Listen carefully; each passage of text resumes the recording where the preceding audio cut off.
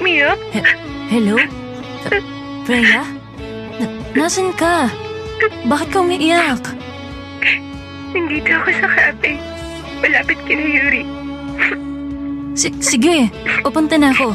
Hintayin mo ako dyan, okay? Freya!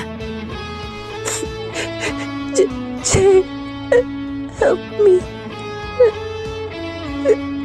Bakit? Ano bang nangyari? Bakit ka umiiyak? I'm pregnant. Jay. Ano? Sinong tatay? Siya ba? Jay. Oo.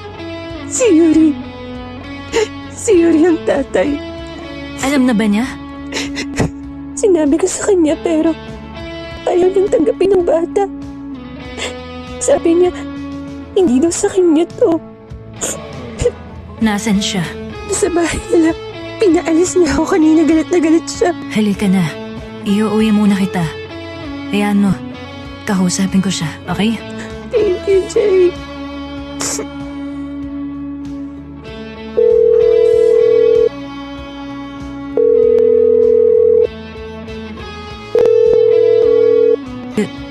Yuri, Jay, sinabi na ba sa'yo ni Freya yung tungkol sa kanya?